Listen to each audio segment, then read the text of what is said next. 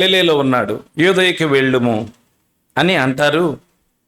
అంటే ఒక రకం చెప్పాలంటే ఆయన సహోదరులు వెళ్ళిపో అంటున్నారు. ఏమన్నారు? వెళ్ళిపో అన్నారు. దానికి ఆయన తిరిగి రిప్లై ఏమిచ్చాడో చూడండి. ఇంకొక మాట అన్నారు, బహిరంగంగా గొప్ప గొప్ప కార్యాలు కొంతమంది చేస్తారు. ఎందుకనంటే బహిరంగంగా అంగీకరింపబడాలని చేస్తారు. దేవుడు బహిరంగంగా నువ్వు అంగీకరింపబడాలని గొప్ప కార్యాలు చేస్తున్నావు కనుక నువ్వు రహస్యంగా జరిగించవద్దు, నువ్వు వెళ్ళిపోయి అందరి ముందు చేయిపోయి అని చెప్పి ఆయనకు ఒక చెడ్డ పేరు పెట్టారు. ఆయనంట గొప్ప పనులు అందరి ముందు కనపడాలని చేసేవాడంట, అందరి ముందు కనపడాలని చేసేవాడని పేరు పెట్టారు. వెళ్ళిపో అంటే అదొక రకంగా ఉంది. నువ్వు అందరి ముందు కనపడాలని ఇలాంటి గొప్ప గొప్ప కార్యాలు అయినా కానీ ఆయన తిరిగి ఒక మాట కూడా పలకలేదు. అంటే ఆయన సహోదరులలో ఆయన సాత్వికాన్ని కనపరిచినాడు. బ్రదర్స్ మధ్య ఆయన సహోదరులలో నోరు విప్పలేదు, నోరు విప్పకుండా మౌనం వహించినాడు. ఎంత ప్రతిఫలం అంటే మనం ఈనాడు ఈ స్థితిలో ఉండడానికి ఆనాడు ఆయన నోరిప్పితే, ఏమరా నేను ఎందుకు వచ్చినాను ఈ లోకానికి, అందుకు వచ్చినానా అని ఒకవేళ అంటే వాళ్ళు దానికి జవాబు చెప్పలేరు. కానీ ఈయన జవాబు చెప్పకుండా నోరు మూసినాడు కనుక ఫస్ట్ ఈ స్థలం నుంచి వెళ్ళిపోన్నారు. గలిలయ నుంచి యూదయ వెళ్ళిపోమని చెప్పారు.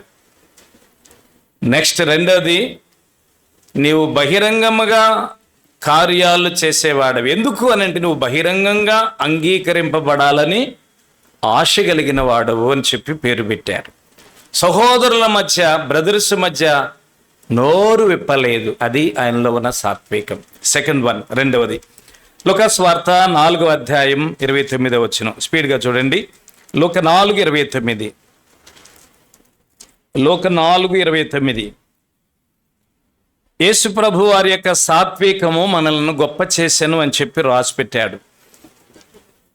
ఇంకా ఎవరి మధ్య ఆయన సాత్వికాన్ని చూపించాడు? 29 నేను చదువుతాను. సమాజ మందిరంలో ఉన్న వారందరూ ఆ మాటలు విని, చాలా మాటలు చెప్పాడు. ఏం మాటలు చెప్పాడో తర్వాత విందాం. చదవండి. ఆగ్రహంతో నిండుకుని, ఆగ్రహంతో లేచి ఆయనని పట్టణంలో నుండి వెళ్ళగొట్టి ఆయనను తలకిందలుగా పడద్రోయవలదని పట్టణము కట్టబడిన కొండపేటు వరకు ఆయనను తీసుకుని పోయిరి. 30. అయితే ఆయన వారి మధ్య నుంచి తన మార్గమున ఒకసారి సమాజ మందిరములో లూకాసు వార్త 4వ అధ్యాయంలో యెషయా గ్రంథాన్ని ఆయన చేతికిస్తారు. ఆయన ఏం చేస్తాడంటే యెషయా గ్రంథం తీసుకుని వాక్యం చదువుతాడు. బీదలకు సువార్త యెషయా గ్రంథము 61వ అధ్యాయంపై మొత్తం చదువుతా వస్తాడు. వచ్చి కొన్ని విషయాలు చెప్తాడు. ఏలియా కాలంలో కరువు వచ్చింది, ఆ దినాలలో సారెపతు విధవరాలు మాత్రమే ఆదరించబడింది. ఇశ్రాయేలీయుల విధవరాలు చాలా మంది ఉన్నారు కానీ ఏ విధవరాలు కూడా పోషింపబడలేదు. ఇట్లా చెప్తాడు. ఆ విధవరాల గురించి చెప్తావు. ఆమె అన్నిరాలు. సారెపతు అనేది అన్ని స్థలం, అది ప్రభుని ఎరగని వాళ్ళు. అన్యుల్లోనూ సమాజ మందిరంలో, యూదుల సమాజ మందిరంలో పొగుడుతావా, ఆయన్ని సంగతి చూస్తూ ఉండని చెప్పేసి వాళ్ళు కూర్చుని పటపట పళ్ళు కొరుకుతూ ఉంటారు. ఎవరు పళ్ళు కొరుకుతున్నారు? ఎవరి పళ్ళు వాళ్ళే కొరుక్కుంటారు. యూదులు వాళ్ళు పళ్ళు కొరుక్కుంటూ ఉంటారు. నెక్స్ట్ రెండవ సందర్భం ఇంకోటి చెప్తాడు. ఆ దినాలలో, ఎలీషా దినాల్లో ఇప్పుడు చెప్తాడు. అక్కడ ఏం జరిగిందంటే ఎలీషా దినాలలో చాలామంది ఇశ్రాయేలీలో కుష్ఠరోగులు ఉన్నారు కానీ సిరియా దేశపు నయమాను మాత్రమే, ఆయన కూడా కుష్ఠరోగి, ఆయన స్వస్థపరచబడ్డాడు అని చెప్తాడు. ఎవరా మళ్ళా మా యూదుల సమాజ మందిరంలో అన్యులను పొగుడుతావు నువ్వు అని చెప్పేసి ఆయన నీకు లాభం లేదు, ఈయన ఊరుకునే పని లేదు, ఇక ఊరుకుంటే మాత్రం కష్టం అని చెప్పేసి వాళ్ళందరూ ఒక పొట్టును యేసుప్రభు వారిని పట్టుకుని కొండపేట తీసుకుపోతారు. కొండపేట అంటే చివరికి తీసుకుపోతారు, అంచుకు తీసుకుపోతారు. తీసుకుపోయి ఇంకా నెట్టేయాలని చెప్పి ఆలోచన చేస్తారు. అట్లా నెట్లైపోయే లోపు ఆయన తప్పుకుంటాడు. ఆయన తప్పుకునేవాడు ముందే తప్పుకోవచ్చు కదా అని నేను అనుకుంటా. అంతే కదా రవి గారు? తప్పుకునేదేదో ముందే తప్పుకుంటే వాళ్ళకి అంత ప్రయాసం ఉండదు కదా. ఎంత కొండ మీదకి తీసుకుపోయినారు. తప్పుకునేదేదో ముందే తప్పుకుంటే బాగుండేది కదా, రిస్క్ లేకుండా ఉండేది. ఈయన ఎందుకు అంత రిస్క్ పెట్టించి పైకి తీసుకుపోయిన దాకా ఆడ తప్పుకున్నాడు ఏమిటి అనిపించింది నాకు. అంటే యేసు ప్రభు వారు చేసేవి చమత్కారంగా కొంచెం కథలాగా ఒక అంటే ఉపమానం అని కాకుండా ఆయన చేసేవి సరదాగా చమత్కారంగా చేస్తాడా అనిపించేది అనమాట. అక్కడ తీసిపోయి అక్కడ తప్పించుకున్నాడు. అక్కడ ఒక మాట చెప్పట్ల, వాళ్ళని ఏం అనడానికి ఇష్టపడడం లేదు. అంటే యూదుల మధ్య కూడా ఏం చూపించినాడు? సాత్వికాన్ని. వాళ్ళని ఏం అనడం లేదు, ప్రేమతో చూస్తున్నాడు. సహోదరుల మధ్య ఏం చూపించాడు? సాత్వికం. రెండవది యూదుల మధ్య సాత్వికాన్ని. ఇది కాకుండా యూదులు చాలా సందర్భాలు ఉన్నాయి, మనం ఇవన్నీ టైం చాలదు. థర్డ్ వన్, మూడవది అన్ని జనుల మధ్య కూడా సాత్వికం చూపించాడు. యోహాను సువార్త 7వ అధ్యాయం, యోహాను సువార్త 7వ అధ్యాయం 10 మొదలుకుని 11, 12, 13, 11 చదువుదాం. పండుగలో యూదులు ఆయన ఎక్కడ అని ఆయనను వెతుకుచుండిరి. 12 చదవండి. కొందరు ఆయన మంచివాడనిరి, కొందరు మంచివాడు కాడు అనిరి, మరికొందరు జనులను మోసపుచ్చువాడు అనిరి. అయితే యూదులకు భయపడి, ఆగండి, ఇక్కడ వాళ్ళు యూదులకు భయపడ్డారంటే వాళ్ళు ఎవరై ఉండాలి? ఖచ్చితంగా అన్య జనులు. యూదులకు భయపడి ఆయన గురించి ఎవడనూ బహిరంగంగా మాట్లాడలేదు. కనుక యూదులు 3 పేర్లు పెట్టారు ప్రభుకి. కొందరేమంటున్నారు? గుడ్, మంచివాడురా అంటున్నారు. కొందరేమంటున్నారు? మంచివాడు గాడురా అంటున్నారు. కొందరేమంటున్నారు? ఆయన జనాలను మోసం చేసేవాడు అని చెప్పి అన్నారు.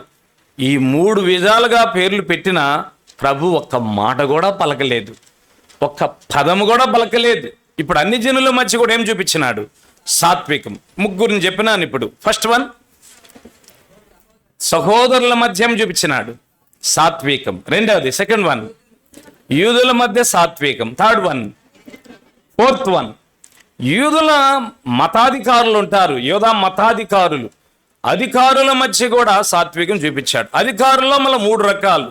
యోధా మతాధికారులు చూడండి. 4వది మార్కు సువార్త 2వ అధ్యాయం. అక్కడ ఒక వ్యక్తి పాపాలు క్షమిస్తాడు. వాళ్ళు ఏమంటున్నారో చూడండి. పాపాలు క్షమిస్తే మార్కు సువార్త 2వ అధ్యాయం, 2వ అధ్యాయం, శాస్త్రులలో కొందరు అక్కడ ఉన్నారు. 7వ వచనం, వారు ఇతడు ఇట్లెందుకు చెప్పుచున్నాడు? దేవదోషణ చేయుచున్నాడు కదా, దేవుడొక్కడే తప్ప పాపములు క్షమింపగలవాడెవడని తమ హృదయంలో ఆలోచించుకునిరి. చదవండి.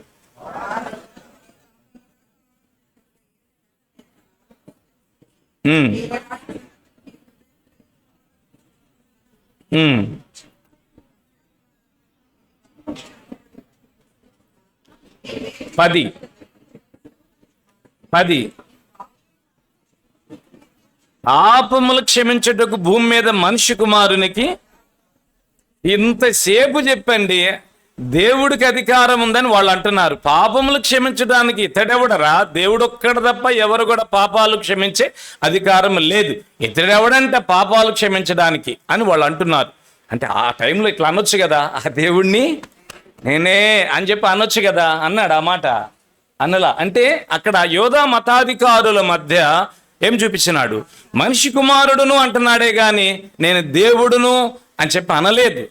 బాగా గుర్తుంచుకోండి. అక్కడ కూడా సాత్వికాన్ని చూపించాడు. This is 4th place.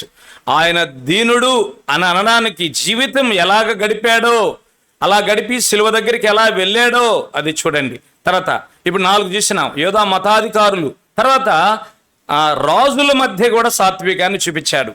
లూకాసు వార్త 22వ అధ్యాయం, లూకాసు వార్త 22వ అధ్యాయం. యోధా మతాధికారులు, యోధా రాజు అన్నమాట ఈయన. 22 అన్న క్షమించండి, 23వ అధ్యాయం 7వ వచనం. ఆయన హేరోదు అధికారం కింద ఉన్న ప్రదేశపు వాడని తెలుసుకుని హేరోదు నొద్దకు ఆయనను పంపెను. హేరోదు ఆ దినములలో యెరూషలేములో ఉండెను. చదవండి. చాలా సంతోషపడ్డాడు. ఎందుకంటే చాలా కాలం ఈయన చూడాలనుకున్నాడు, ప్రభువును చూడాలనుకున్నాడు. నేను చంపాను కదా బాప్తిజం ఇచ్చే యోహాన్, ఇట్లా ఆయన అనుకుంది. బాప్తిజం ఇచ్చే యోహాన్ని నేను చంపాను కదా, బాప్తిజం ఇచ్చే యోహాన్ని ఆయనలాగానే ఉన్నాడంట, చూసొద్దాం ఒకసారి అనుకుని చూడాలనుకున్నాడు. కానీ చాలా కాలం కుదరలేదు పాపం రాజు గనుక. ఈయన వచ్చేతలకి చాలా సంతోషపడ్డాడు. సంతోషపడి చాలా ప్రశ్నలు వేసినాడండి ఆయనకి. 9వ వచనం చదవండి. ఆయనను చూచినప్పుడు చాలా ప్రశ్నలు వేసినాడు. ఎన్ని ప్రశ్నలు? లాట్ ఆఫ్ క్వశ్చన్స్ అంటే చాలా ప్రశ్నలు వేస్తున్నాడు. అంటే ఈయన ఎన్ని ప్రశ్నలు దాచిపెట్టుకుని ఉన్నాను ఆయన అడగాలని చెప్పి. ఒక్క ప్రశ్నకు కూడా ఏమి ఇవ్వలే చెప్పండి, చదవండి ఆ మాట. ఆయన అతనికి ఉత్తరము ఇయ్యలేదు, ఒక్క ప్రశ్నకు కూడా జవాబు చెప్పలేదు. క్రైస్తవులారా, ఎందుకు జవాబు చెప్పలేదనంటే జవాబు చెప్పిన ప్రయోజనం లేదు. ఆయన చాలా ఇంకో అద్భుతములు ఏమన్నా చేస్తాడేమోనని ప్రయత్నం చేశాడు, ఏం కూడా అద్భుతం చేయలేదు. రాజుల మధ్య కూడా ఏం చూపించాడు? సాత్వికాన్ని. ఇది ఇట్లా ఉంచితే అన్ని రాజులు ఎంతమందిని ఆ దినాల్లో కలిశాడో యేసు ప్రభు వారు వివరాలన్నీ వ్రాయబడలేదు. అలాంటి రాజుల మధ్యలో కూడా ఆయన సాత్వికాన్ని చూపించాడు. ఒక యోధారాజు చరిత్ర ఎందుకు కనపరిచాడంటే, యూదులు గ్రీకీయుడు గనుక ఇత్యాది సంగతులు ఎంత సమయం ఇచ్చినా వృధా చేసుకున్నాడు యోధారాజు అయిన హేరోదు, అది తెలియాలి ఈ ప్రపంచానికని. మన కాళ్ళు లేని ఆయన సాక్ష్యం మనం విన్నాం. ఎందుకు కాళ్ళు ఎందుకు లేవో ప్రజలకు తెలిస్తే కాస్త అయినా కొంచెం ఏమవుతారు. ఆయన కాళ్ళు రైలు యాక్సిడెంట్లు ఏమైపోయినాయి? కాషన్ అన్నమాట, పోగొట్టుకున్నాడు. ఆ కాషన్ అనేది మనకు అవసరం. ఒక్క వ్యక్తి అయినా మారు మనసు పొందుతాడు, ఒక్క వ్యక్తి అయినా బాప్తిజం తీసుకుంటాడు, ఒక్క వ్యక్తి అయినా ఆత్మీయంగా స్థిరపడతాడు, ఒక్క వ్యక్తి అయినా కుంటికాలు బాగు చేసుకుంటాడు రక్షించబడిన వాళ్ళు.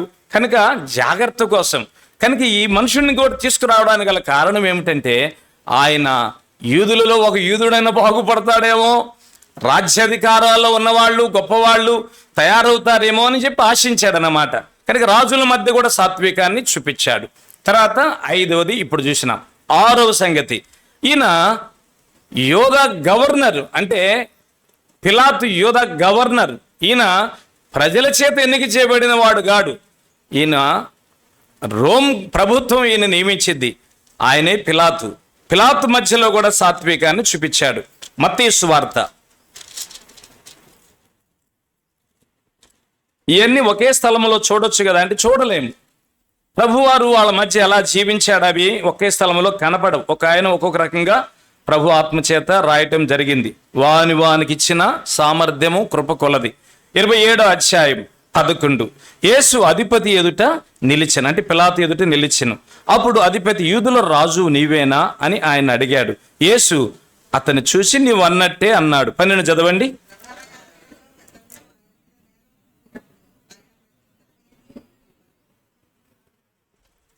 ఆయన మీద నేరం మోపినప్పుడు ప్రధాన యాజకులు ఒక్క మాట కూడా ప్రత్యుత్తరం ఇలా. పిలాతు అంటున్నాడు, నీ మీద ఎన్నో నేరాలు మోపుతున్నారయ్యా, నువ్వు వినబడతలేదా అని చెప్పి అడిగాడు.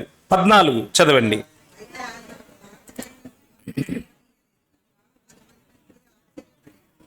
ఆశ్చర్యపడ్డాడంటే ఏంటంటే, జనాలు సహజంగా ఏమయ్యా ఏదన్నా ఒక మాట అంటే, నేను కాదండి, ఇది తప్పు నాది కాదు, కనుక ఇది అందుకు జరిగింది, నా భార్య వలన జరిగింది, నా భర్త వలన జరిగింది, నా బిడ్డల వలన జరిగింది, ఇరుగువారి వలన, అస్సలు నేను కారణమే కాదు. జనరల్గా ఇలాగా రీజన్స్ చెప్తాం, కారణాలు అది కాదండి, ఇదండి, ఇది కాదు, అదే చెప్తారు నేరాలు మోపినప్పుడు. ఈ మనుషుడు ఏంటో ఒక మాట కూడా రిప్లై ఇవ్వడం లేదు. నేను ఇట్లాంటి రిప్లై ఇవ్వని వ్యక్తిని ఈయన్నే నా జీవితంలో ఫస్ట్ నేను చూసినాను. ఆశ్చర్యం కలిగింది. సాత్వికము అధిపతుల దగ్గర, అంటే గవర్నర్ దగ్గర కూడా సాత్వికాన్ని చూపించాడు. ఇప్పటికి ఎన్నైనాయి? 6 అయిపోయినాయి. 7వది చూద్దాం. 7వది లూకాసు వార్త 22వ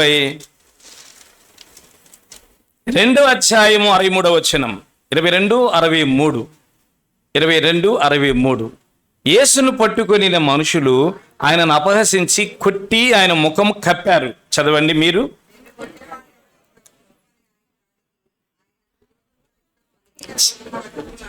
ఆయన్ని కొట్టుకుని ముఖం మీద గుడ్డ వేసి గుద్ది మళ్ళీ గుడ్డ తీసి నిన్నెవరు కొట్టారో చెప్పమన్నారు. చెప్పగలడా? చెప్పగలడా? అంటే మనం ఏం చేసినా ఆయనకు తెలుసా?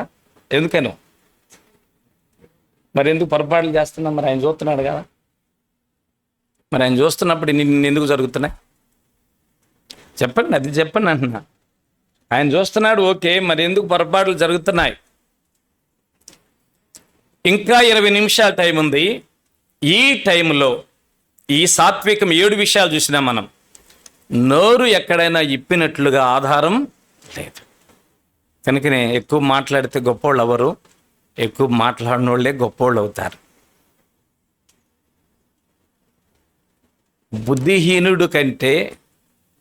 బుద్ధిహీనుడై విస్తారముగా మాట్లాడిన వానికంటే నోరు మూసుకున్నా చెప్పండి వాడే శ్రేష్ఠుడవుతాడు. 7 విషయాలు గుర్తుంది. ఎవరి మధ్య సాత్వికం చెప్పి సృష్టికర్త, మహాశక్తిమంతుడు, మహాజ్ఞాని, జ్ఞానులందరికీ జ్ఞానం ఇచ్చిన దేవుడు. ఎందుకంటే నోరు మూసింది. నోరు ముయ్యకపోతే శిలువ మరణం వరకు ఆయన వెళ్ళేవాడు కాదు. ఈ మధ్యలోనే గొంతు పిసికేసేవాళ్ళు, ఆయనది చంపేసేవాళ్ళు. కనుక ఒక గురి కలిగి మనం జీవించకపోతే మిడిల్ గాడిల్లోనే మనం ఆత్మీయ సాక్ష్యం భగ్గం అయిపోయింది, దెబ్బతినిద్ది. ఏమీ తెలియనోళ్ళగా బతుకుదాం, పిచ్చోళ్ళలాగా బతుకుదాం. మనం అంతా మందిని కలగజేసుకున్నాం అనుకో, కలగ పూసుకున్నాం అనుకో, మిడిల్ డేస్లోనే మన ద్వారా జరగాల్సిన కార్యాలన్నీ కూడా మొత్తం ఆగిపోతాయి. మిడిల్ డేస్లోనే మన సాక్ష్యం అంతా పోగొట్టుకుని డేస్ మధ్యలోనే మనం ఆగిపోవాల్సిన పరిస్థితి వస్తుంది. అంత నెత్తి మీద పెట్టుకోబాకండి. ఎంత ఇచ్చాడు నీకు అంత తీసుకో. ఇది యేసు ప్రభువును బట్టి నేర్చుకోగలుగుతున్నాం. భార్యవి ఆగు, భర్తవి ఆ పొజిషన్లో నుండి, బిడ్డలు మీరు ఆ స్థాయిలో ఉండండి. అధికముగా జ్ఞానివి కాకుము అంటాడు. ఎట్లా అవుతారండి జ్ఞానవంతులు? ఊహించుకుని అవుతారు. రోమా సంఘములు ఎలాంటి వాళ్ళు ఉన్నారంటే తగిన దానికన్నా అధికముగా హెచ్చించుకునే వాళ్ళు ఉన్నారు. కొరింథీలో కూడా ఉన్నారు. ఎట్లా వస్తున్న తలంపు? అలాగా వాళ్ళకి ఇచ్చిన సామర్థ్యాలను బట్టి. కొంచెం ఈ 7 విషయాలు ఒకసారి చూద్దాం. ఫస్ట్ వన్, ఎవరి మధ్య? సహోదరుల మధ్య. సెకండ్ వన్, ఈదుల మధ్య. థర్డ్ వన్, అన్నిల మధ్య. ఫోర్త్ వన్, మతాధికారుల మధ్య. ఫిఫ్త్ వన్, ఐదవది రాధుల మధ్య. తర్వాత సిక్స్త్ వన్, రోమా గవర్నర్ ఎవరి దగ్గర? పిలాత్ దగ్గర. ఆశ్చర్యపడ్డాడు ఆయన. మాట్లాడకుండా మౌనంగా ఉంటే ఆశ్చర్యపడ్డాడు. ఎన్నెన్ని నేరాలు మోపుతున్నారు. ఈయన ఆశ్చర్యపడ్డాడు. అట్లానే పౌలు నోరు తెరవకుండా ఉండేతలకి అక్కడ కూడా ఆశ్చర్యపడ్డాడు, కైసర్ దగ్గర కూడా. కనుక భక్తులైన వాళ్ళు ఎవ్వరు కూడా నోరు తెరవలేదు. చివరిది 7వది, ఎవరి దగ్గర? సైనికుల మధ్య. ఎవరి మధ్య? ఆయన కొట్టి, ముసుగేసి కొట్టి తీసి మళ్ళీ ఏమన్నారు? నేను కొట్టింది ఎవరో చెప్పన్నా. ఇప్పుడు ఈ సాత్వికం ఆయన ఎంత గొప్పగా చేసిందంటే, ఆయన ఎంత గొప్ప అంటే లోకం ఆయన నెమ్మడి వెళ్ళిపోయింది.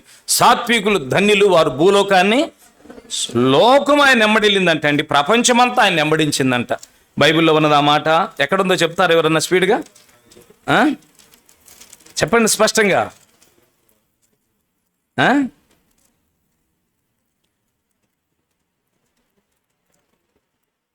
5వ అధ్యాయమా?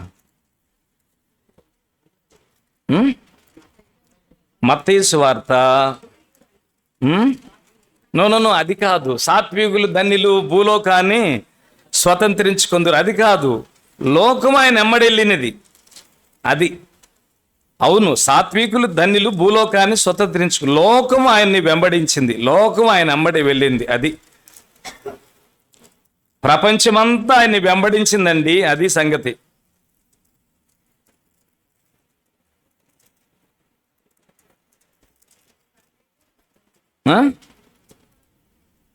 పెద్దగా చెప్పండి. యోహాను సువార్త తర్వాత 12వ అధ్యాయము, తర్వాత 19వ వచనము. చెప్పరుగా మీకు చెప్తే మళ్ళా నోట్లో ముత్యాలు రాలిపోతాయేమోనని. అందరు కలిసి చదువుదాం. యోహాను సువార్త 12:19. అందరు చదువుదామా? చదవండి. ఒకరితో ఒకరు మన ప్రయత్నములు ఇట్లు నిష్ప్రయోజనమైపోయినవో చూడుడి. ఇదిగో లోకము ఆయన వెంట. అంటే వాళ్ళ ప్రయత్నాలు నిష్ప్రయోజనం అవటం ఏంటి? ఇందాక మనము ఆరాధన చేసినాం. నోర్మై వర్షిప్ చేయబాకండి. హోసన్నా హోసన్నా అంటున్నారు వాళ్ళు. అంటే దావీదు కుమారునికే జయము, దావీదు కుమారునికే జయము అని అంటున్నారు. నోరు మూసేవాళ్ళు చాలామంది ఉన్నారు అక్కడ. అప్పుడు ప్రభు అన్నాడు, మీరు నోరు మూస్తే, వీళ్ళ నోరు మూస్తే, వీళ్ళు యూదుల పిల్లలు, వీళ్ళు ఇశ్రాయేలు పిల్లలు, వీళ్ళ నోళ్ళు మూస్తే ఈ రాళ్ళు ఏం చేస్తాయి? పాటలు పాడతాయి అన్నాడు. ఎవరా రాళ్ళు? అన్ని జనులు కదులుతారని చెప్పాడు అని మౌనం కోరుకున్నాడు. కోరుకోగానే వాళ్ళు ఇంకా కేకలు వేసినారు. హోసన్నా అనే మూల భాషకి అర్థం జయము అని అర్థం. జయము అనే మాటకి ఇంకొక అర్థం ఆయనకే జయం, ఆయనే హోసన్నా అన్నారు. ఫస్ట్ హోసన్నా అన్నారు. నెక్స్ట్ ఏమన్నారు? ఆయనకే జయం అన్నారు. మూడోది ఏమన్నారు? ఆయనకే స్తుతి అన్నారు. హోసన్నా అనే మాటకి జయం అని అర్థం. జయము అనే మాటకి ఎందుకు జయము? ఆయన మాకు స్తుతికి ఆధారమైన వాడు కనుక ఆయన జయం. ఇప్పుడు ఏమన్నారంటే ఆయనకే స్తుతి అన్నారు. ఎందుకు ఆయనకి స్తుతి అంటే ఆయన ఒక్కడే స్తుతికి తగినవాడు, ఇంకెవరు స్తుతికి తగిన వారు లేరు. అట్లాగా 3 అర్థాలతో స్తుతిస్తే వాళ్ళు అంటారు, చూడరు మన ప్రయత్నాలు ఎట్లా వృధా అయిపోయినాయో, ఆపమంటే ఎవరు ఆపట్లేదే, ఏం ఒకళ్ళ మీద ఒకళ్ళు పడి ఎక్కబడి ఆరాధన చేస్తున్నారా? ఇప్పుడు మన అందరం కలిసి వర్షిప్ చేస్తుంటే ఎన్ని ఆటంకాలు నీకు కలిగినాయో, ఎన్ని ఇబ్బందులు కలిగినాయో, ఆ భర్త చేతిలో, ఆ భార్య చేతిలో, ఆ బిడ్డల చేతిలో, అన్నల చేతిలో, తమ్ముళ్ళ చేతిలో, అక్కల చేతిలో, ఇరుగు పొరుగు వారి చేతిలో, నీ బంధువుల చేతిలో ఎట్టబోతావు నేను చూస్తానే, వచ్చే ఆదివారం ఎట్టబోతావు నేను చూస్తానే. నీ తోడుకోడలు శపథం చేసింది, అయినా కానీ నువ్వు వస్తూనే ఉన్నావు. తోడుకోడలకి మహిమ చూపించి అక్క నేను కూడా వస్తానని చెప్పి నీ వెంబడి మందిరానికి వచ్చి వర్షిప్ చేస్తున్నది. నీ వెంటబడి వచ్చి అలాగా మీ బావగారు కానీ, మరిది కానీ, చిన్నాన్నలు కానీ, పెదనాన్నలు కానీ నిన్ను ఎట్లా పోతావో చూస్తా, నువ్వు ఎట్లా మందిరానికి వెళ్తావో చూస్తా అని చెప్పి వాళ్ళే శపథం చేసిన వాళ్ళు ఫ్యామిలీలు నీ సాక్ష్యం ద్వారా మందిరానికి రాగలిగినారు. కారణం ఏమిటి అని అంటే వాళ్ళ ప్రయత్నాలు ఏమైపోయినాయి? నిష్ప్రయోజకమైపోయినాయి. ఈరోజు దీనుని యొక్క ప్రయాస వ్యర్థం కాదు, గుర్తుపెట్టుకోండి. గర్విష్టి వాని ప్రయాస వ్యర్థమైపోయిద్దేమో కానీ దీనుని ప్రయాస వ్యర్థము కాదు. కనుక సాత్వికులు ధన్యులు, వారు భూలోకమును.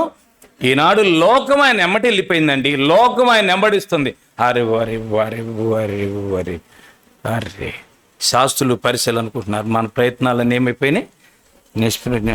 ఇంకేం చేద్దాం, ఏం చేసే పద ఇంటికి పోదాం అని చెప్పి అందరూ ఇంటికి పోయినారు. ఎవరు ఇంటికి పోయింది? శాస్త్రులు, పరిసయ్యులు, సద్దుకాయలు.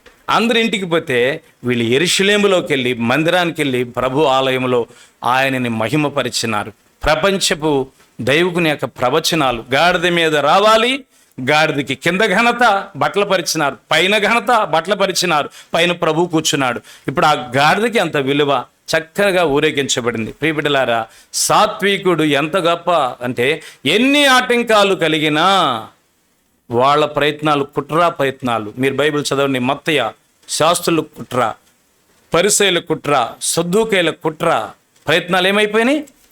నిష్ప్రయోజమైపోయినాయి. కనుక బాగా గుర్తుంచుకో, నువ్వెవరైనా కానీ యేసు ప్రభువును బట్టి, ఎవరైనా కానీ యేసు ప్రభువును బట్టి నువ్వు దీనుడు అయితే, వ్యక్తిగత జీవితంలో మనము దీనులమైతే, కుటుంబ జీవితంలో దీనులమైతే, సంఘ జీవితంలో దీనులమైతే, సాత్వికులమైతే, వ్యక్తిగత జీవితంలో లోకాన్ని ఎంటబడినట్లుగా ప్రపంచం నిన్ను వెంబడించిద్ది, కానీ నువ్వు వెంబడించాల్సిన పని లేదు.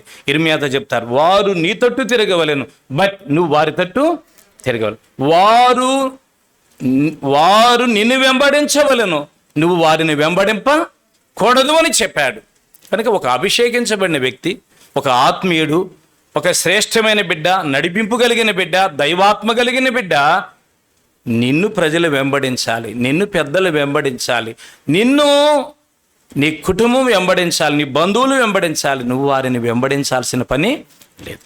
అయితే నిన్ను వెంబడించే కొలది వారు కూడా నీలాంటి వాళ్ళు అవుతారు. వాళ్ళు అనేకులను దేవునితోటి తిప్పేవాళ్ళుగా మారిపోతారు. ఇంతవరకు ఒక పిక్చర్ని మనం చూడగలిగినాం, ఒక విషయం మనం తెలుసుకోగలిగినాం. సాత్వికుడు ధన్యుడవుతాడు, లోకము స్వాధీనపరుచుకుంటారు. ఇప్పుడు లోకమే ఆయన ఎమ్మడి వెళ్ళిపోయింది. ఎన్ని ఆటంకాలు ఉన్నాయి, వాళ్ళు ప్రయత్నాలు చేసినారు, వాళ్ళ ప్రయత్నాలన్నీ ఏమైపోయినాయి? నిష్ప్రయోజనమైపోయినాయి. సాత్వికుడికి దేవుడు తోడుకుంటాడు, వాళ్ళ ప్రయత్నాలు ఎవరి ప్రయత్నాలైనా నిష్ప్రయోజనం అవుతాయి.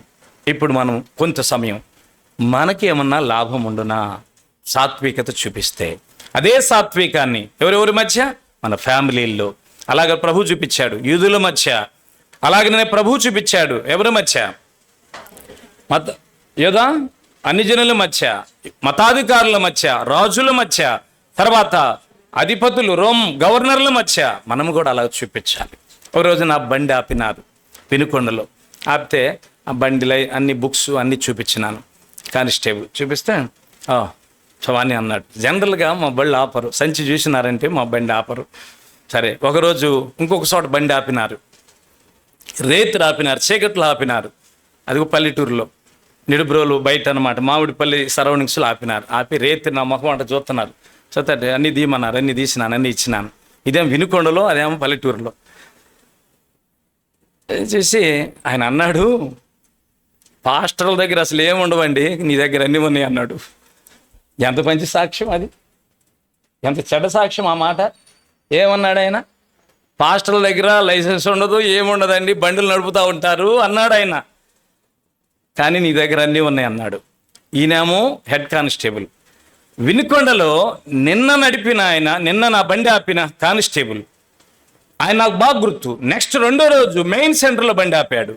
బండి ఆపి ఎస్ఐ గారు రమ్మంటున్నారు, నీ బుక్స్ అవన్నీ తీసుకుని రా అంటున్నాడు. నిన్నే కదండి చూసింది నా బండి అంటే, నాకు తెలియదండి నిన్న నీ బండి చూసినాను లేదో, ఇప్పుడు ఎస్ఐ గారు తీసుకురమ్మంటున్నాడు, తీసుకురండి అన్నాడు. వెంటనే బుక్స్ అన్ని తీసుకుని పోయినాను. పోతే ఒక నిమిషంలో మొత్తం చూశాడు. రెండో నిమిషం అంతా కొంచెం చూసి నన్ను పైకి కిందకి చూసి అన్నాడు, వెరీ గుడ్, వెరీ గుడ్ అని నా చెయ్యి తీసుకుని వెరీ గుడ్ అన్నాడు. అంటే నేను అప్పుడు అనుకున్నాను, ఫోర్స్ మీద ఉండడం నాకు మొదటి నుంచి నేర్పించినాడు. వారు ఎవరైనాను కానీ బండికి అన్నీ ఉండాలి. అది లేకపోతే ఎవరొకరు చేతిలో మనము నోరు తూలబడతాం, పరువు తీసుకుంటారు, చివరికి దేవుని నామం ఏమైద్ది? అవమానం జరిగిద్ది. కనుక మీ బళ్ళకు కూడా ఫోర్స్ ఉందండి, అన్నిటికీ ఖచ్చితంగా ఫోర్స్ మీదే తిప్పుతున్నారు వాహనాలు. 4-వీలర్, 2-వీలర్. ఏమండి రోడ్డు నీదా? నాది, భూమి నాది, మా నాన్నదే అని చెప్పి తిప్పుతున్నావా? ఫోర్స్ ఉందా? సిస్టర్స్ కూడా బళ్ళు నడుపుతున్నారు ఇప్పుడు బాగానే. ఏమి స్పీడ్ పోతున్నారంటే అంత స్పీడ్ పోండి, బాగా స్పీడ్ పోండి. కానీ ఫోర్స్ ఉందా అని అంట, నీదా హక్కు? కనుక దేవుడు ఎవడు నా మాట విని నలిగిన హృదయం కలిగిన వాడై దీనుడై వణుగుచుండునో వానినే. కనుక దీనత్వం, సాత్వికం అనేది యేసు ప్రభు వారిని ప్రపంచం వెంబడించినట్లుగా అధికారులు, మతాధికారులు, కులాధికారులు, రాజ్యాధికారులు, రాజులు, అలాగా దేశాధికారులు గమనిస్తుంటారు, చూస్తూ ఉంటారు. వారు కూడా మనల్ని ఫాలో అయ్యేలాగా, వెంబడించేలాగా చేస్తారు. బయటపడకపోవచ్చు, మనసులోనైనా వాళ్ళు మనల్ని ఫాలో అవుతారు. బయటపడకపోవచ్చు, మనసులోనైనా వెంబడించేలాగా చేస్తాడు. ఇప్పుడు 7 విషయాలు మనం చూద్దాం. స్పీడ్గా చూద్దాం, స్లోగా వద్దు. మనము సాత్వికులమైతే 7 అంతల ఆశీర్వాదం వస్తుంది. మొదటిది స్పీడ్గా అని చెప్పాను కదా, స్పీడ్గా చూద్దాం. మొట్టమొదటిది సామెతలు. ఫస్ట్ వన్, మొట్టమొదటిది సామెతలు. పరిశుద్ధ గ్రంథమైన బైబిల్ నుంచి ఈ మాటలు మనము తెలుసుకుంటున్నాం. సామెతలు. అందరూ 2 చేతులతో బైబిల్ తీయండి చక్కగా. మనం త్వరగా తీస్తే త్వరగా తెలుసుకోవడానికి ఛాన్స్ ఉంటుంది. సామెతలు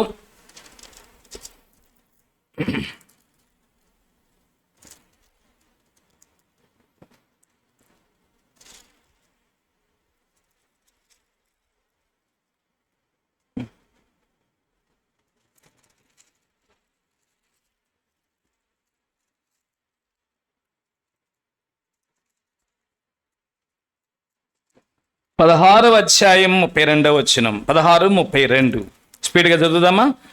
16:32.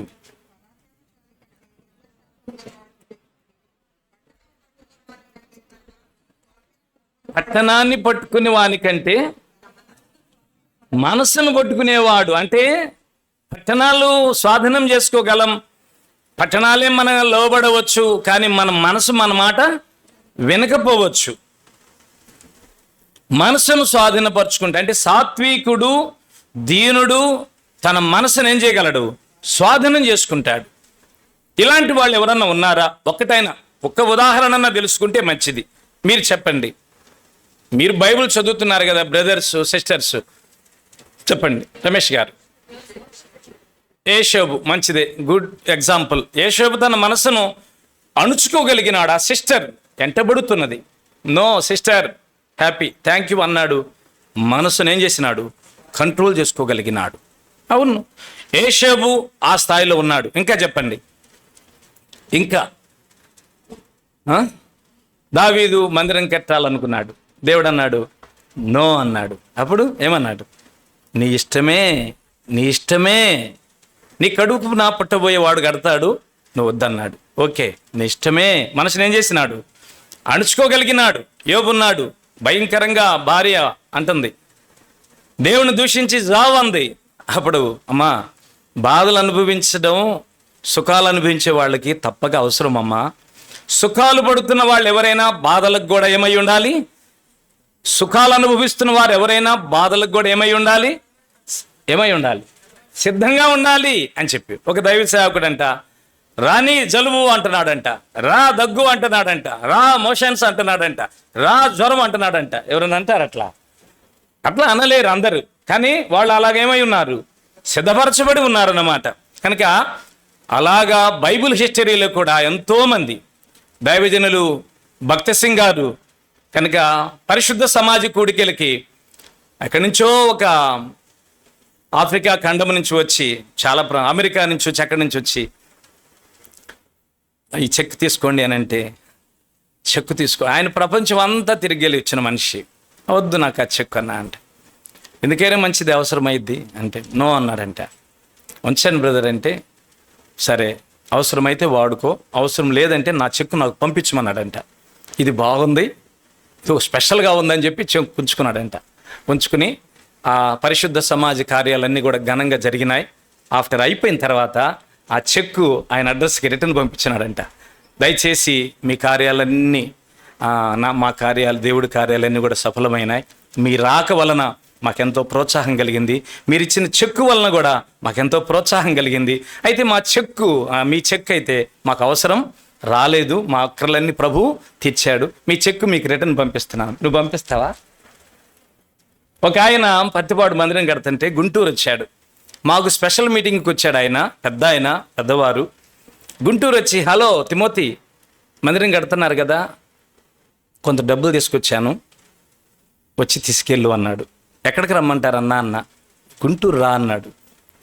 సరే అన్న, నేను రాను కానీ వేరే వాళ్ళని పంపిస్తాలే అన్న.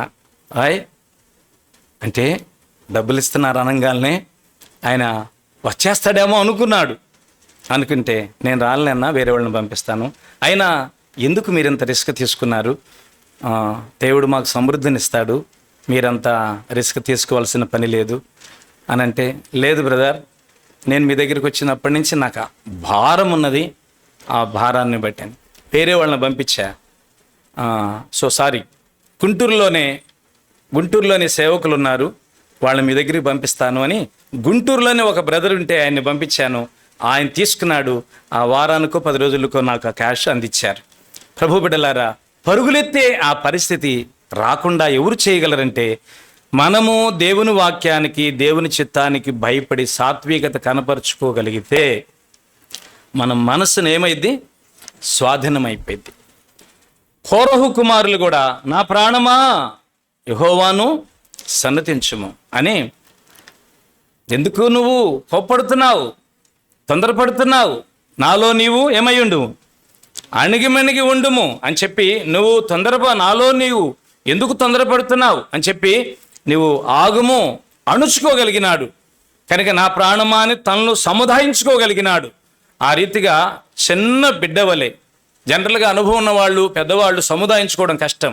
చిన్నపిల్లలు, చంటిపాలు తాగేవాళ్ళు, ఇంకొంచెం చిన్నపిల్లలైన వాళ్ళు సముదాయించుకోగలుగుతారు.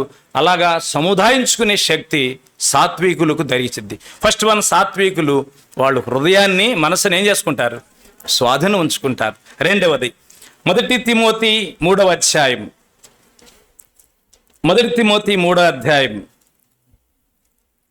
1 తిమోతి 3వ అధ్యాయం అందరూ చూడండి. 1 తిమోతి 3వ అధ్యాయం 2-3 వచనాలు కలిసి ఉన్నాయండి. 2-3 కలిసి ఉన్నాయి. చివరిలో ఉండిద్ది, అంతా చివరిలో ఉండిద్ది. అధ్యక్షుడగు వాడు నిందారహితుడుగా ఉండాలి, ఏకపత్ని పురుషుడుగా ఉండాలి, మితానుభవుడుగా ఉండాలి, స్వస్థబుద్ధి కలిగిన వాడుగా ఉండాలి, మర్యాదస్థుడుగా ఉండాలి, అతిథి ప్రియుడుగా ఉండాలి, బోధింప తగిన వాడుగా ఉండాలి, తర్వాత మద్యపానిగా కానీ కొట్టువాడుగా కానీ ఉండకూడదు, సాత్వికుడుగా ఉండాలి, జగడమాడని వాడుగా ఉండాలి, తర్వాత ధనాపేక్ష లేని వాడునై ఉండాలి. ఇప్పుడు చదవండి 4, సంపూర్ణ మాన్యత కలిగి తన పిల్లలను స్వాధీనపరుచుకొనుచు తన ఇంటి వారిని బాగుగా. ఇక సెకండ్ వన్, సాత్వికుడు తన ఇంటి వారిని స్వాధీనపరుచుకుంటాడు. ఫస్ట్ వన్ మనసును స్వాధీనపరుచుకుంటాడు, సెకండ్ వన్ ఇంటిని స్వాధీనపరుచుకుంటాడు. ఇల్లు స్వాధీనమైపోయింది, నిజమే, ఖచ్చితంగా వాళ్ళు ఇంటిని ఏలుతారు వాళ్ళు. నేను ఉదాహరణగా ఇది కూడా నాకు మీరు ఉదాహరణ చెప్పాలి, ఎందుకంటే మీరేం పిల్లలు కాదు, చాలా ఏండ్ల నుంచి ఆత్మీయంగా ఎదుగుతున్న వాళ్ళు, చాలా మంది సేవకులు మీకు పనిచేసినారు. అందులో కాకుండా గుంటూరు జిల్లాలో ఉన్నారని అంటే గుంటూరు జిల్లాకి దగ్గరగా ఎన్ని జిల్లాలకైనా వాక్యాన్ని తీసుకుపోయి అంతటి మంచి వర్తమానికులు ఉన్నారు. అంటే గుంటూరులో ఉన్నారంటే ఖచ్చితంగా వాక్యం బాగా తెలుసుకుని ఉండాలి. అట్లానే మళ్ళీ తెలుసుకోలేని వాళ్ళు ఉంటారు అనుకోండి, పనుల మీద బాధ్యతల మీద. ఎప్పుడు కుదిరిద్ది అంటే యేసుప్రభు వచ్చిన తర్వాత వాళ్ళు బైబిల్ చదువుతారు. ఎక్కడ చదువుతారు? ఎక్కడ? పరలోకంలో చదువుతారు. ఇంకా వాళ్ళకి పనే ఉంది అక్కడ తప్పక బాగా చదువుతారు. అక్కడ రెడీ అవ్వడలే కొంతమంది. ఇప్పుడు చెప్పండి రెండవది ఉదాహరణ ఒకటి చెప్పండి. తన ఇంటిని ఆధీనములో స్వాధీనములో స్వతంత్రములో ఉంచుకున్నవాళ్ళు చెప్పండి ఒక ఉదాహరణ. రైట్, ఖచ్చితమైన ఆన్సర్. ఒకళ్ళు కాపీ కొట్టారు, రైటేనా? రైట్, థ్యాంక్ యూ, మంచిగా చెప్పినారు. అబ్రహాము ఇంటి వారిని ఏం చేసినాడు? స్వాధీనపరుచుకున్నాడు. లోతు ఇంటి వారిని ఏం చేయలేకపోయినాడు? లోతు అన్నాడు భోజనం చేసి తీసుకొస్తాను అన్నాడు. అబ్రహాం ఏమన్నాడు తెలిసిన? కనుక నేను ఆహారం తీసుకుని వస్తానని చెప్పాడు, కానీ తయారు చేయించింది ఎవరి చేత? శర్మా 3 మానికలు మెత్తగా ఉండాలి, పెట్టి గరుగ్గుంటే మాత్రం నీ ఒళ్ళు గరుగ్గు అయిపోయింది అన్నాడు. అంటే అయ్యగారు అట్టాని స్వామి అట్టా చేస్తాను స్వామి అందామా? గరుగ్గు లేకుండా ఎడ చేసింది? మెత్తగా చేసింది. ఖచ్చితంగా ఆ మాట కానీ ఆ వయసులో ఒకవేళ మన భర్తలు కానీ మన భార్యలు కానీ ఆ వయసులో అంటే ఫస్ట్ ముందు నిన్ను గర్గు చేస్తా, తర్వాత సంగతి చూస్తా అని చెప్పి అనవచ్చేమో. ఈ కాలంలో ఖచ్చితంగా ఆ ముసలామ ఖచ్చితంగా లోబడింది. ఎవరెవరిని వర్కర్స్ని తీసుకుందో తెలియదు.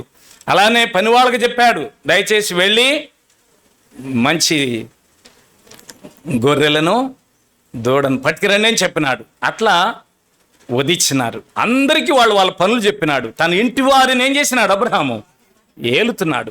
కానీ లోతు మాత్రం ఇంటి వారిని ఏలలా. అందువలన ఆ ఇల్లు నిలబడలేదు, ఆ ఆత్మీయత నిలబడలేదు, ఆ భక్తి నిలబడలేదు, ఆ బలం నిలబడలేదు. మీరు కూడా మీ ఇంట్లో వాళ్ళు, మీ పిల్లలందరూ, భార్య అందరూ లోపడతారా అండి? కొంతమంది లోపడతారా? అలా ఎందుకు అవుతుందనంటే మన దగ్గర ఏమి లేదని చెప్పాలి. సాత్వికం కొదవైనది, ఎక్కడో లోటై ఉన్నది. అదే కారణం వలన ఫ్యామిలీలు మనకి లోబడలేదు. బాగా జ్ఞాపకం చేసుకోండి. కొన్నిసార్లు తొందర ఉందనుకోండి ఫ్యామిలీలో, నువ్వు కీప్ క్వైట్, నువ్వు నోరుమై, నీకు భయపడకపోతే అడుగు. కనుక మౌనం అనేది ఎనర్జీతో సమానం. శక్తి ఉంటేనే మౌనంగా ఉంటావు. మూగోడు మౌనంగా ఉంటాడు, కానీ టైం చూసినాడంటే బాధ వదిలి పెడతాడు కోపం వస్తే. మూగోడు మౌనంగానే ఉంటాడు, కొడతాడు. కనుక ఆ మౌనం కాదు, మూగి మౌనం కాదు అవసరమైంది. దెయ్యాలకు కూడా మౌనంగా ఉంటాయి. దెయ్యాల మౌనం కూడా కాదు కావాల్సింది, అనుభవపూర్వకంగా మౌనంగా ఉండాలి. కనుక నా భార్యని ఈ విషయంలో ఏమనకూడదు, నా భర్తను ఏమనకూడదు, నా బిడ్డల్ని ఏమనకూడదు. ఎందుకో తొందరపడుతున్నారు, వెయిట్ చెయ్యి, కుటుంబం అంతా నీ ఆధీనంలోకి వచ్చింది. అలాగే బైబిల్లో ఎంతమంది ఉంటున్నారు? ఒక ఉదాహరణ మనం అబ్రహాం గురించి చూసాం, చాలా అంతవరకు. ఇప్పుడు 3వ విషయానికి వెళదాం. సాత్వికులు కుటుంబాలను ఏం చేస్తారు? స్వాధీనపరుచుకుంటారు. ఇప్పుడు మొదటిది సాత్వికులు మనసును స్వాధీనపరుచుకుంటారు. రెండవది సాత్వికులు కుటుంబాన్ని స్వాధీనపరుచుకుంటారు. 3వది కిందనే ఉన్నది చూడండి, 3వ అధ్యాయము 6వ వచనము. 3:6 క్షమించండి, 3:5. ఎవడైనను తన ఇంటి వారిని స్వాధీనపరచు కొనకపోయిన ఎడల అతడు దేవుని సంఘమును ఎలాగా పాలించును? అంటే సంఘాన్ని స్వాధీనపరుచుకుంటారు, అంటే సంఘాన్ని ఏలుబడి చేస్తారు. ఇంకొక మాట, స్వాధీనపరచుకోవటం ఏంటి, ఏలుబడి చేయటం ఏంటి? సంఘాలని స్వాధీనం చేసుకోవటం ఏంటండి, ఏలడం ఏంటండి? మనం ఆ ఏలేది సంఘాన్ని. సంఘానికి శిరస్సు ఎవరు? దేవుడు. దేవుడు ఏలాలి, అవును నిజం. అయితే మాదిరిగా ఉండటం అని అంటాడు. 1 పేతురు 5వ అధ్యాయంలో మందకు ఎట్లా ఉండాలి? అది అది అంటే సాత్వికులు మందకు ఎట్లా ఉంటారు? మాదిరిగా ఉంటారు. 1 పేతురు 5వ అధ్యాయము, మంద పైన మనం అధికారులుగా ఉండకూడదంట, మందకు ఎట్లా ఉండాలి? మాదిరిగా ఉండాలి. 5వ అధ్యాయం 1వ వచనము, తోటి పెద్దను బయలుపరచబడబోవు క్రీస్తు శ్రమలు అది బయలుపరచబడు మహిమలో నేను పెద్దను హెచ్చరించుచున్నాను. ఏమంటున్నాడు చూద్దాం. ఏమంటున్నాడు? 3వ వచనం ఏమంటున్నాడు? మీకు అప్పగించబడిన వారిపైన ప్రభువులైనట్లుగా ఉండకుండా ఎట్లుండాలి? అది ఏలడం అంటే మాదిరిగా ఉండటం. చూడు ఆ ఫ్యామిలీ చూడు, టయానికి వచ్చి కూర్చుంటారు వాళ్ళు. చూడు ఈ వారమా ఆ వారమా కంటిన్యూగా వర్షిప్ చేస్తారు. కొన్నిసార్లు వర్షిప్ చేసే అవకాశం కొంతమందికి లభించదండి, నో ప్రాబ్లం, మరలా లభించింది. కొంతమంది సంఘ ప్రార్థనలకు వస్తారు, కంటిన్యూగా సంఘ ప్రార్థన వారు మిస్ చేసుకోరు. కారణం ఏంటి? అది ఏలుబడి. కొంతమంది కంటిన్యూగా ఉపవాస ప్రార్థన చూపిస్తుంటారు, కొంతమంది రాత్రంతా ప్రార్థనకు వస్తుంటారు. అంటే ఇప్పుడు వాళ్ళు సంఘములో ఎలా ఉంటున్నారు? మందకు మాదిరిగా ఉంటున్నారు. కొంతమంది సేవకులు కూడా చూసి ఎంత చక్కని మాదిరి ఈ ఫ్యామిలీ, వారి యొక్క సిస్టర్ కానీ బ్రదర్ గారు కానీ పిల్లలు కానీ చక్కగా మాదిరిగా ఉంటారు. ఇది వాళ్ళు సంఘాన్ని ఏం చేయగలుగుతారు చెప్పండి? ఏలగలుగుతారు. సంఘానికి ఆత్మీయ ఆశీర్వాదములను అందించగలిగే పొజిషన్లో, స్థాయిలో ఉంటారు. ప్రియబిడ్డలారా, మనకు తెలిసిన మాకు తెలిసిన ఎన్నో కుటుంబాలు అలాగా దేవుని మందలను ఏలుతున్నారు, మందకు మాదిరిగా ఉంటున్నారు. ఒక వ్యక్తి మాదిరిగా ఉంటే మనమందరం వాళ్ళని ఏం చేయాలనిపించింది? చూడాలనిపించింది, వెంటబడాలనిపించింది, మాదిరిగా ఉండాలని. వాళ్ళ మాదిరిని నాకు కూడా టయానికి వచ్చే భాగ్యం ఇవ్వయ్యా, నాకు కూడా సంఘ ప్రార్థనకు వచ్చే భాగ్యం ఇవ్వయ్యా, నాకు కూడా బైబిల్ పఠనానికి వచ్చే భాగ్యం ఇవ్వయ్యా, నాకు కూడా ఉపవాస ప్రార్థనకు వచ్చే భాగ్యం ఇవ్వయ్యా, నాకు కూడా రాత్రంత ప్రార్థనకు వచ్చే, నాకు కూడా స్వార్థ మీటింగ్కి వెళ్ళాలి, నేను కూడా పరిచర్యలు అట్లా పాలు పొందాలి. మనం కూడా ప్రార్థన చేసుకునే స్థాయిలో ఆ మనిషి జీవితం, ఆ బ్రదర్ జీవితం, ఆ ఫ్యామిలీ జీవితం, ఆ సిస్టర్ గారి జీవితం మనకి మాదిరి ఏలుబడి చేసేదిగా ఉండిద్ది.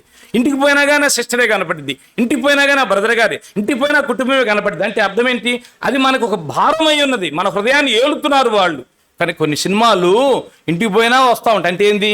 అవి మన హృదయాల్లో ఒక గూడుగా ఉండిపోయినాయి, అవి మర్చిపోలేకపోతున్నాం ఆ సన్నివేశాలు. అట్లానే కొంతమంది సంఘాల్లో మాదిరి కలిగిన బిడ్డలు ఉంటారు, వాళ్ళు సంఘాల్లో ఉన్న వాళ్ళని ఏలుతూ ఉంటారు. కనుక 3వది, సంఘాలు వాళ్ళు ఏలగలుగుతారు లేదా మాదిరిగా ఉండగలుగుతారు. వాళ్ళు అనేకులను, సంఘస్థులను ఏం చేయగలుగుతారు? స్వాధీనం చేసుకుంటారు. ఇది 3rd వన్. చెప్పండి. ఫస్ట్ వన్, సాత్వికులు మనసును స్వాధీనపరుచుకుంటారు. 2nd వన్, సాత్వికులు ఇంటి వాళ్ళని స్వాధీనం. 3వది, సంఘాన్ని స్వాధీనపరుచుకుంటారు. 4వది చూడండి, పరిశుద్ధ గ్రంథమైన బైబిల్లో దేవుడిచ్చిన మాట మీకు జ్ఞాపకం చేస్తుంటున్నాం. 4వది 1 కొరింథీ పత్రిక 1 కొరింథీ 6వ అధ్యాయం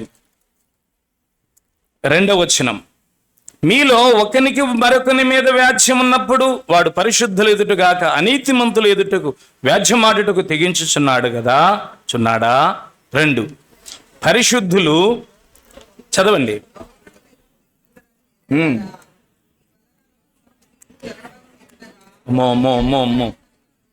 అమ్మో ఈ వచనం అసలే మన సేవకులు కానీ పెద్దలు కానీ విశ్వాసులు కానీ సీనియర్ బిలీవర్స్ చదువుకుంటే ఎవ్వరు కోర్టుకి వెళ్ళరు, ఎవ్వరు పోలీస్ స్టేషన్కి పోలేరు. అవినీతి పరుల దగ్గరికి వెళ్ళి, అన్యాయస్తుల దగ్గరికి వెళ్ళి మా న్యాయాన్ని మాకు ఇప్పించండి, మా పక్షం న్యాయం ఉన్నది అని చెప్పి అడగటం అంట జరుగుతుందంట ఆ రోజుల్లో. అప్పుడు అంటాడు కొరింథీయులతో, మీరు లోకమునకు ఏం తీర్చాలి అంటే అర్థం ఏంటి? మీరు లోకాన్ని ఏం చేయాల్సిన వాళ్ళు? ఏలుబడి, లోకాన్ని ఏలాల్సిన వాళ్ళు, మీరు లోకాన్ని ఏలాల్సిన వాళ్ళు. కనుక 4వది, లోకమును ఏలడం ఏంటండి ఇది అని అంటే, అవును, లోకానికే మనం మాదిరిగా ఉండాలి, లోకాన్ని ఏలే స్థాయిలో. ఉదాహరణకి 1 రాజులు 10వ అధ్యాయము షెబా దేశపు రాణి ఎవరి దగ్గరికి వచ్చింది? సొలొమోను దగ్గరికి వచ్చింది. వచ్చి ఆమె కొంచెం విని వచ్చింది. ఇక్కడికి వచ్చిన తర్వాత ఆమె ఏమంటుందో చూడండి. 1 రాజులు 10వ అధ్యాయం, 1 రాజులు 10వ అధ్యాయం, అందరూ చూడండి. 10వ అధ్యాయము, 1 రాజులు 10వ అధ్యాయం అంటుంది, నేను మా దేశంలో ఉండి నేను కొంచెమే, 6వ వచనం 7వ వచనం 7 చదువుదాం. అయినను నేను వచ్చి 6, నీ కార్యములను గూర్చి జ్ఞానమును గూర్చి నా దేశమందు నేను వినిన మాట నిజమే. అయినను నేను వచ్చి కనులారా చూడక మునుపు ఆ మాటలను నమ్మకయుంటిని. చదవండి. నేను తెలుసుకున్నా. ఇప్పుడేమంటున్నామే? నీ జ్ఞానము, నీ భాగ్యము నేను వినిన దానికన్నా మించి ఉన్నవి. నీ జనులు భాగ్యవంతులు, నీ ముందర ఎల్లప్పుడూ నిలిచి నీ జ్ఞానం వచ్చిన విలుచున్న సేవకులు భాగ్యవంతులు. 9.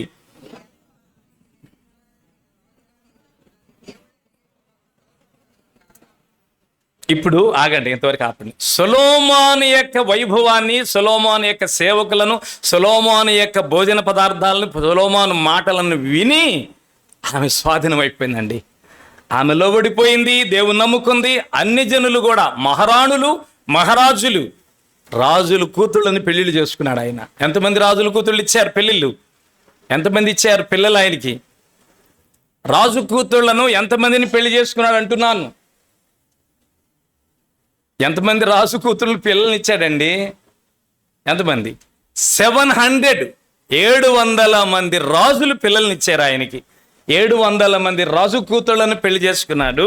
300 మంది ఉపభార్యలను కలిగి ఉన్నాడు. కనుక అన్ని పెళ్ళిళ్ళు, అంతమంది రాజులను ఏలేడు ఆయన. రాజులను స్వాధీనపరుచుకున్నాడు. సొలొమోనుకి కూతురుని అంటే ఇస్తా, అమ్మ అయ్యగారు అడగాలి కానీ నా కూతురుని గ్యారంటీకి ఇస్తాను. కానీ అడిగే అంత భాగ్యవంతులు మేము ఏమో అంటున్నాడు. మధ్యవర్తి చేత కబురు వచ్చింది, మీకు చూస్తా ఉండండి. అమ్మ కబురు వస్తే మాత్రం నా కూతురుని ఇస్తాను నేను. ఆ విధంగా పిల్లల్ని ఇచ్చేసినారు. అంటే అన్ని జనులను కూడా ఆయన ఏం చేసినాడు? ఏలుబడి చేయగలిగినాడు. కనుక ప్రియబిడ్డలారా, రాజుల హృదయాలను నీటి కాలువల వలె స్వాధీనపరుచుకునేది దేవుడే. కానీ సాత్వికం ఉంటే దేవుళ్లాగా రాజులను కూడా, రాజు హృదయాలను కూడా ఏం చేయగలుగుతాం? రాణుల హృదయాలను కూడా స్వాధీనం చేసుకోగలుగుతాం. 4th one. 5th one, 5వది రండి. పరిశుద్ధ గ్రంథమైన బైబిల్లో నుంచి 1 కొరింథీ 6వ అధ్యాయం మనం చూసిన భాగంలోనే 3వ వచనం. 1 కొరింథీ 6:3. స్పీడ్గా చూడండి. 6:3 అందరూ చదవండి పెద్దగా.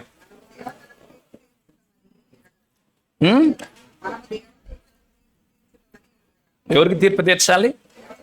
దేవదూతలకు కూడా నిజంగా తీర్పు తీర్చేవాళ్ళం మనం. సాత్వికుడు దేవదూతలను కూడా స్వాధీనపరుచుకుంటాడు. ఉదాహరణకి దూతలకు కూడా ఆశ్చర్యపడ్డారు. పేతురు దగ్గరికి వచ్చి, ఏవయో పేతురు, లేవయో బాబు, లేవయవా, నిద్రపోతున్నా, లేవయ్యా.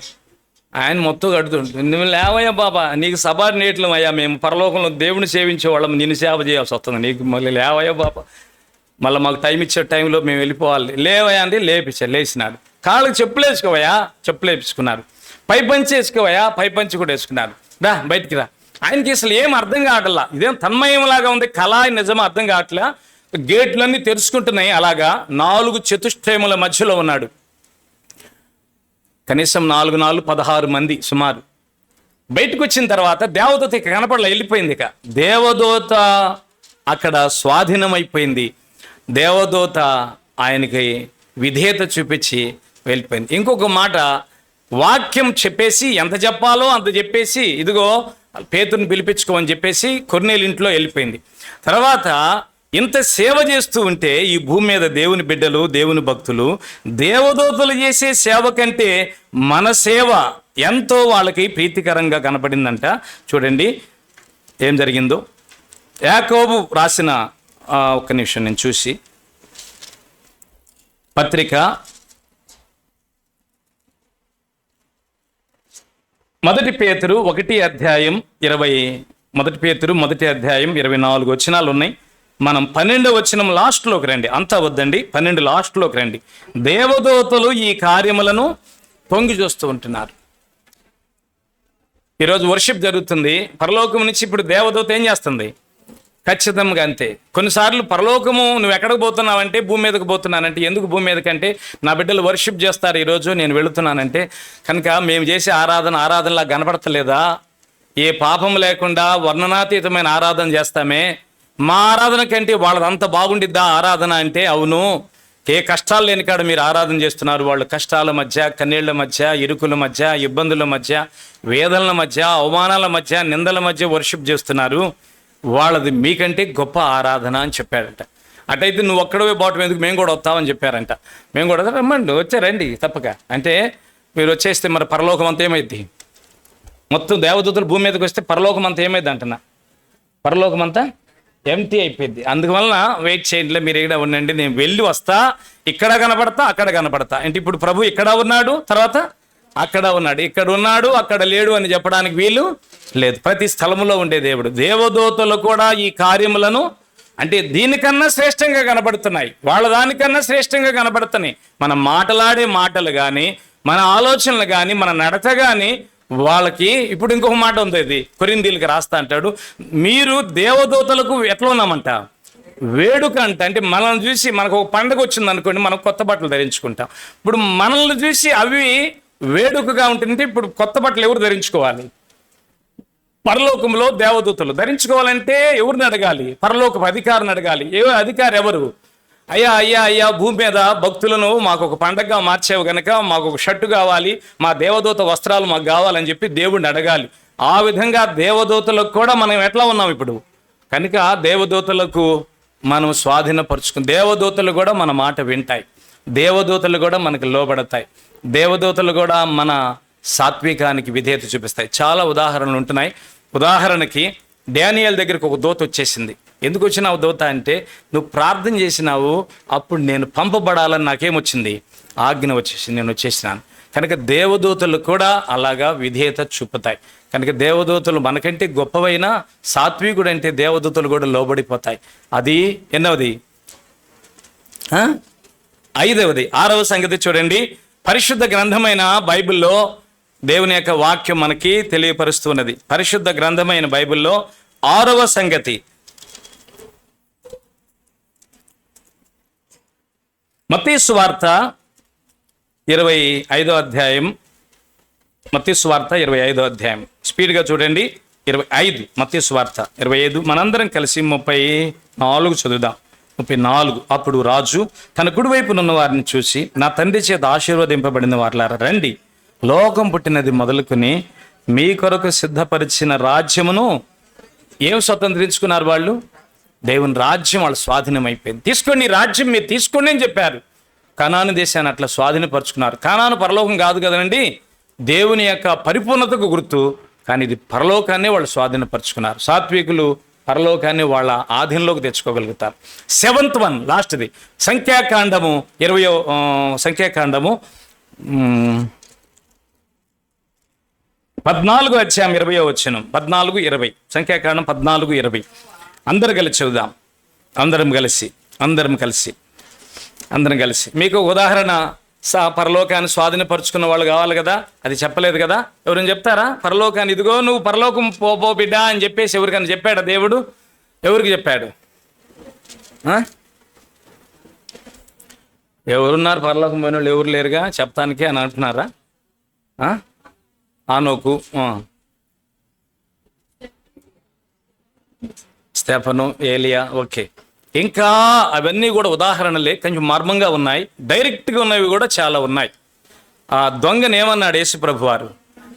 ఆయన దీనుడైనాడు, సాత్వికుడైనాడు. అయ్యా, అర్హత లేని వాడినయ్యా, దొంగనయ్యా, బందిపొట్టు దొంగ, నా బ్రతుకంతా దొంగతనమే. కానీ నాకు అర్థమయ్యావు అయ్యా, అయ్యో నాకు అర్థమయ్యావయ్యా. ఈ సెలవు మీదకే రాకపోతే నువ్వు నాకు అర్థమయ్యేవాడవు కావయ్యా. అయ్యా నాకు నీకు అర్థం కావట్లేదురా ఎవరో, నాకు అర్థమయ్యాడు, ఉండు, నీకు తెలిసిద్దిలే, ఉండు అని చెప్పి, అయ్యా యేసు నీ రాజ్యంతో వచ్చినప్పుడు నన్ను జ్ఞాపకం చేసుకో అనంగాల్ని ప్రభు వెంటనే ఏమంటాడు? నేడే అంటాడు. నేడే. సాత్వికునికి ఆలస్యం లేకుండా రాజ్యం లభించే ఛాన్స్ ఉన్నది. లేట్ కూడా అవ్వదు అన్నమాట. దేవుడు రాజ్యాన్ని, దేవుడి నీతిని అంటే ఎప్పుడు కోరుకోవాలి? భార్య తర్వాత, భర్త తర్వాత, బిడ్డల తర్వాత, ఉద్యోగం తర్వాత. ఎప్పుడు అన్నాడు? మొట్టమొదట నా రాజ్యం. ఆయన అదే చేసినాడు. కాసేపటికి ఆయన ప్రాణం పోయిద్ది, ప్రాణాన్ని కూడా అడగలేదు. ఆయన ఏమడిగినాడు? రాజ్యం అడిగాడు. కనుక నేడే నీవు నా రాజ్యంలో ఉంటావని చెప్పినాడు. కనుక రాజ్యము సాత్వికులదే. అలాగా 7th వన్ మీరు ఇప్పుడు చదవండి. 14, 20, 21, 20 చదవండి. నీ మాట చెప్పున నేను, మళ్ళా చదవండి. యెహోవా. ఎవరితో అంటున్నారో చెప్పండి నాకు ఇప్పుడు.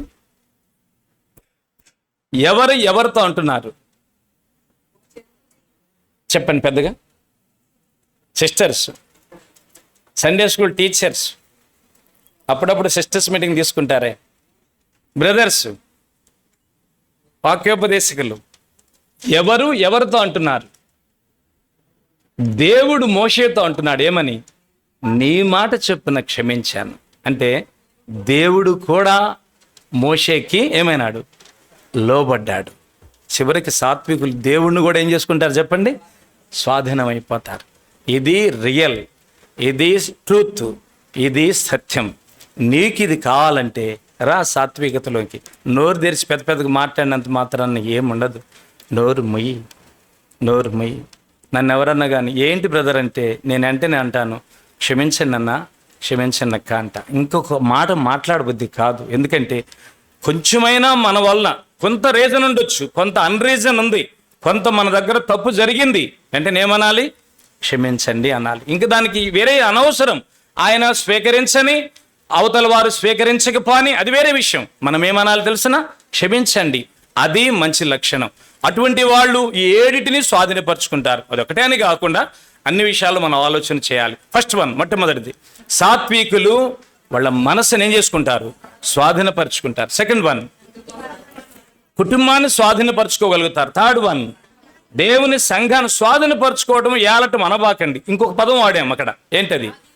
సంఘానికి సాత్వికులు ఎట్లుంటారు? మాదిరి కలిగి ఉంటారు. ఫోర్త్ వన్, 4వది, సాత్వికులు అన్ని జనులను కూడా ఏం చేస్తారు? అంతే కదా 4వది. 3వది, సంఘానికి మాదిరిగా ఉంటారు, సంఘాన్ని స్వాధీనపరుచుకుంటారని చూసాం. 4వది, అన్ని జనులను కూడా, మన ఆఫీసులో పనిచేసే అన్నిళ్ళు కూడా మనకు లోబడతారు, మన మాట వింటారు, మనల్ని గౌరవిస్తారు. అది నువ్వు ఇద్దినని అనరు. ఒకవేళ అన్న ఏషాలు వేసినా వెంటనే మళ్ళీ మారుతారు. ఒక ఆయన ఉన్నాడు చిలకలూరుపేటలో, మన విశ్వాసే, అన్నారు ఆయన బైబిల్ చదవందే డ్యూటీకి పాడు. మోకరిస్తాడు, బైబిల్ చదువుతాడు, మోకరిస్తాడు, బైబిల్ చదివి ప్రార్థన చేసుకుంటాడు, ఆ యొక్క వాళ్ళ సెల్ఫ్లో బైబిల్ పెట్టుకుంటాడు. డిఎం గారు ఒకరోజు చూసి, బాయ్ సుబ్బారావు ఇట్రా అన్నాడు. అని జేబులోంచి డబ్బులు తీశాడు. అగ్గిపెట్టి తీసుకురాపో, సిగరెట్ పెట్టి ఒకటి తీసుకురాపో అన్నాడు. అగ్గిపెట్టి సిగరెట్ పెట్టి తేడని తెలుసు, ఈయన ప్రార్థన చేసుకునేవాడని తెలుసు, కావాలని బాధ్యత చెప్పాడు. చెప్తాలకి సార్ తీసుకొస్తానని ఆ డబ్బులు తీసుకున్నాడు. వెళ్ళబోతుంటే బాయ్ అట్రా వద్దులే డబ్బులు ఇచ్చి అన్నాడు. ఎందుకన్నాడు? పరిశోధన. కనుక అధికారులు గమనిస్తారు. కనుక సాత్వికులు అన్ని జనులను కూడా ఏం చేయగలరు? స్వాధీనపరుచుకుంటారు. 4. 5వది, సాత్వికులు ఎవరిని? దేవదూతలను. 6వది, సాత్వికులు రాజ్యం. 7వది, సాత్వికులు దేవుడు. పరలోకంలో అబ్రహాము ఆ మోరియా పర్వతం మీదకి వెళ్ళినాక, నీకు ఏం చెప్పాలయ్యా, నేను ఏం చెప్తే ఏం చెప్పేది, ఇక నేను అనుకుంటున్నాను, నేనే నీకేం చేస్తాను? లోబడతా. నువ్వు ఆజ్ఞ ఇస్తే నేనే నీకు లోబడతా అన్నాడంట మోరియా పర్వతం మీద. ఎవరితో అన్నారు? దేవుడు అన్నాడు, అబ్రహాముతో అన్నాడంట. ఇది భక్సింగ్ గారు చెప్తాడు, అట్లా వర్ణిస్తాడు, కామెంటరీ అలా చేస్తాడు ఆయన. అంటే ఏమన్నా ఆజ్ఞ ఇస్తే లోబడతాడు ఈయన. ఎవరు? అబ్రహాం అట్లా ఉన్నాడు. ఈయనకి ఆజ్ఞ నేనేమి ఇవ్వలేనిక. ఎందుకంటే సొంత కుమారుని ఇచ్చేవాడు ఇంకేమైనా ఇవ్వగలడు. నా అలాంటి మనసున్నవాడు కనుక నేను ఆజ్ఞాపించలేను. బిడ్డ నువ్వు ఆజ్ఞాపిస్తే నీకు నేను లోబడతా అన్నాడంట. ఆ విధంగా సాత్వికులైన వాళ్ళకి దేవుడు కూడా అధీనమవుతాడు.